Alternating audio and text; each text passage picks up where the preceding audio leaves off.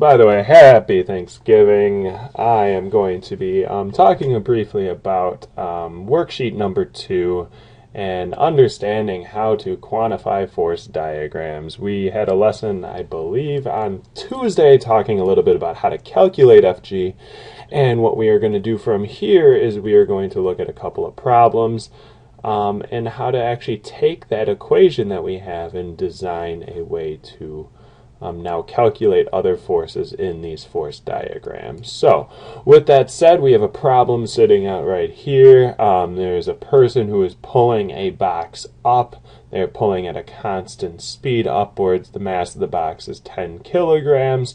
And you can see on over here it asks what would the tension force be on the box, as well as what would the person have to pull down on the rope.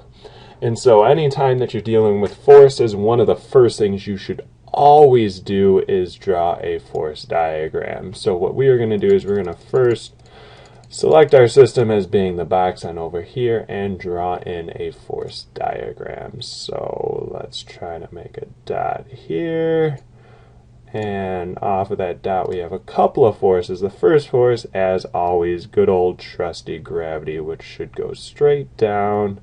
I've been having trouble with this. Let's see if I can actually get this sucker to go down. There we go. So there it is. And as you know, this is Fg on the box by Earth. The next force that we have is the force going upwards. And don't be hamburgered or don't be turkeyed today, because we all know that that force should be absolutely equal. Why are those two forces equal? Well, because the box is moving up at a constant speed. So you notice that that arrow is the same length. We call that Ft on the box by the rope. So we have those two. Ooh, is that not the same size? I should probably make sure. Those look about equal. Let's just make those little couple dashes in there saying yes, those are equivalent. So this makes it really easy. It asks what is the tension force on the box, and I see that means I am trying to solve for this force right here. And so let's just quickly write down, well, we have an equation. Fg is equal to 9.8 newtons per kilogram times mass, and we know the mass is 10 kilograms, so let's just write this out, 9.8 newtons per kilogram times 10 kilograms, and we'll notice that the 2 kilograms will cancel out, and we get Fg is equal to 98 newtons. And because of our force diagram, we notice that Fg is equal to Ft, so we can actually just write that down like so, and we have our answer. So pretty easy problem just initially from there. The other thing that we would want to take a look at here is what would the tension force be on the other side of the pulley. So we just calculated the tension force on over here, which is in this rope, and the question is what is the tension force in this rope on this other side.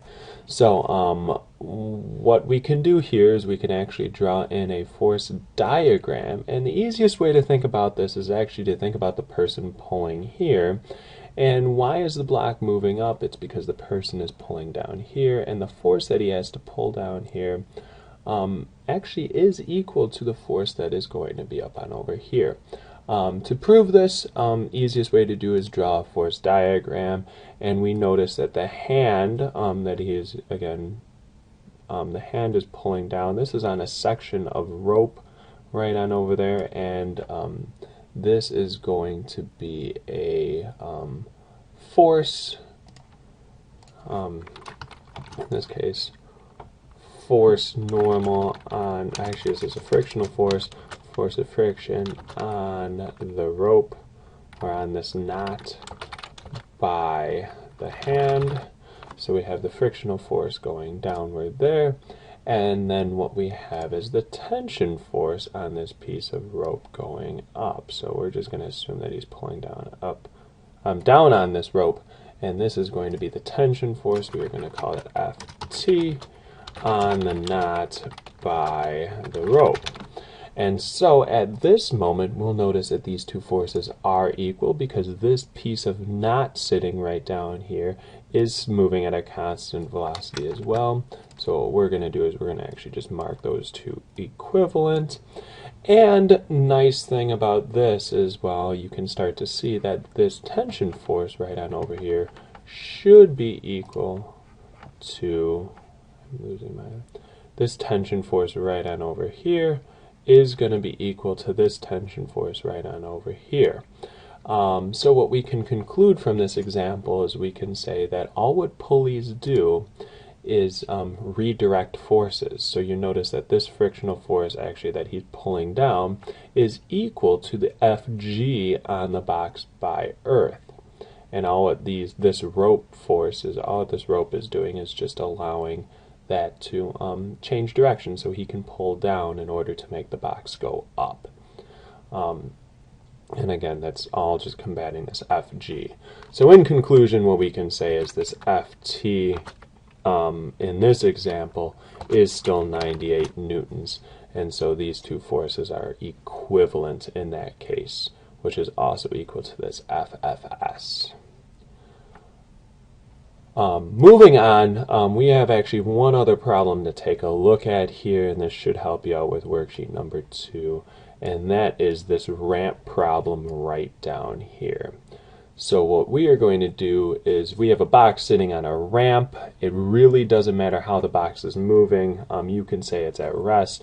I'm going to say it is going to be sitting actually on a frictionless surface, but again, that does not change anything. Box has a mass of 10 kilograms. The angle of the ramp is at 30 degrees. And one thing that you'll note is throughout some of the worksheets, you'll see this theta symbol represents an angle measurement is all what that theta. It's a Greek letter.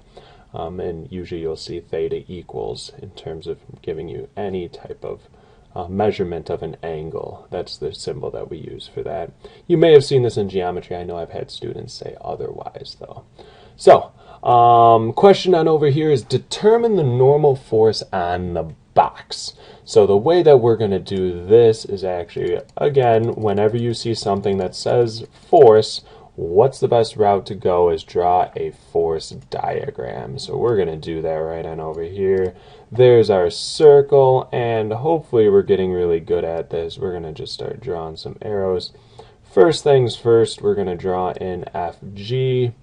And actually, right after I draw FG on the box by Earth, I noticed that, wait a minute, this is a ramp problem, and from our problem sort and everything else that we've done, we know that, oh yes, this is one of those problems where I need to draw in my axes.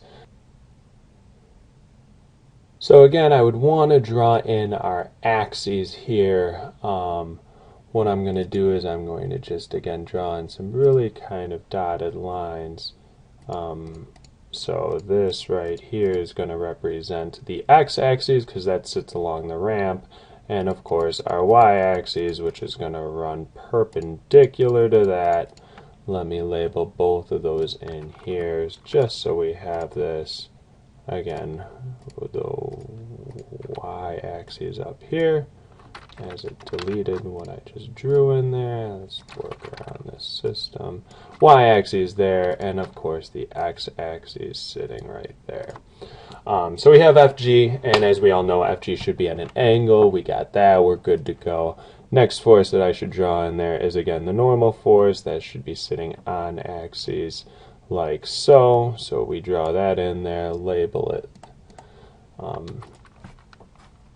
Fn on the box by the ramp, and that is the force that we are currently looking for. Now, in this case, we've seen a few of these problems, and we know Fg is sitting at an angle, so we must break this up into the components. So I'm going to draw in this component right here, and I'm going to draw in our other component right here. Let's try that again. Again, coming from here, going down across the x-axis like so. And so what I'm going to have is we have our good old Fy. Many of you guys need to make sure that, again, Fy means that is the force, I'm sorry, that's Fgy, and that is the gravitational force in the y direction. So you'll see that, again, this is on the y-axis, so we need to make sure we call that Fgy, and Fgx sits along the x-axis, and as you can see, that is pulling down across the x-axis. So we've done that, and of course we draw in our little tilde representing that we have just broken this force up into the two pieces. So we have that, and as we know, this box is not accelerating in the y direction here, so that force must be equal to that force. So we get to a point in this problem, it's actually really nice. We're looking for the normal force, and we know that that is equal to the y component. Using the magic of this computer, I'm going to actually just grab this force diagram right here, and I'm going to throw a copy on that, paste that. I'm going to drag this on over here just so we have an idea of what is actually happening. So again, here's our gravitational force, x and y direction. I'm sorry, here's our gravitational force. This is the y direction and x direction. Here is the normal force coming off of that. That should be 90 degrees. It's not drawn perfectly, but we can get the gist. And you can see theta sitting here. Well, sure enough, one of the first things that I'll notice is this is actually making a 90-degree angle right there. Well, if that's 90 degrees, then we know that right up here must be theta minus 90, right? Because this all adds up to 180. So I can go back up there, and I will call that theta, which, let's see if I know, that's going to be theta. I'm sorry, 90 minus theta. So we know again that that must be 90 minus theta, and we can call that angle as it is. So with that said, oh, look at how nice this all kind of pans out.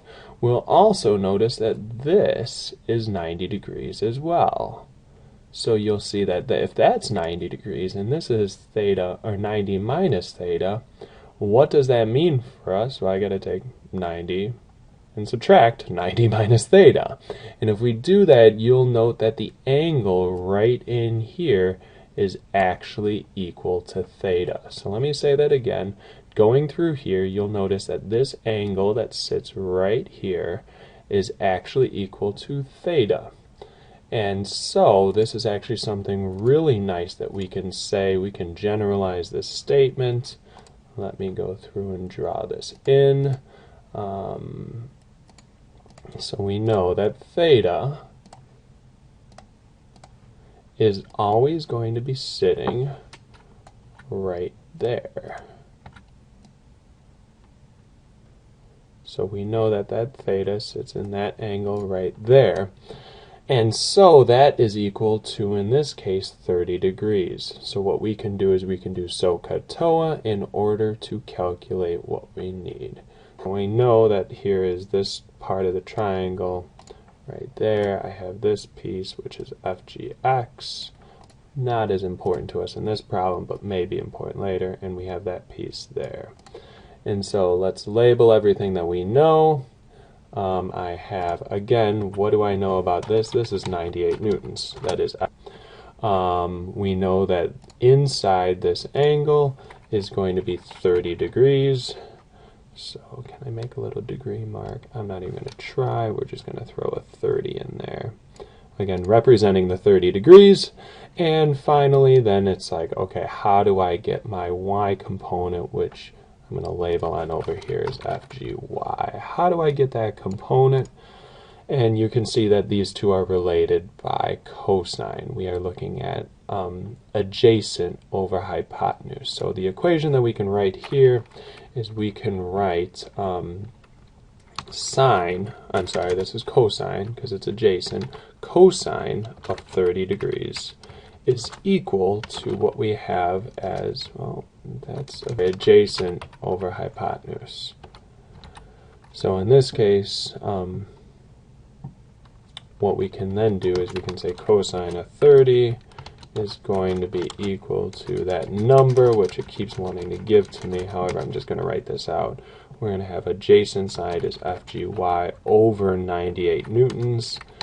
And then what we can do is we can actually run this calculation, and you can say 98 newtons times the cosine of 30 is equal to FGY.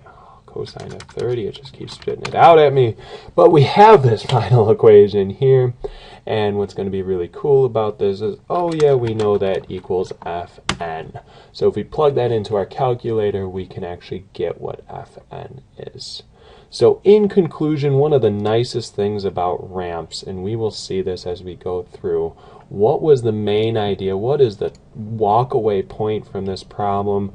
Well, you guys are hopefully really good at drawing force diagrams and noticing that this Fn is equal to this Fgy, but we did notice through a little bit of trigonometry that the angle of a ramp always goes in between Fg and Fgy.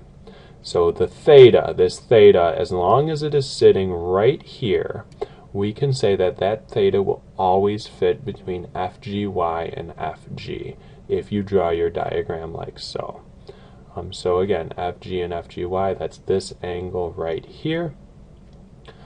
If you were to draw this going in the x component in the y direction on over here, that would be this angle right in there, which would always again be in between Fg and Fgy.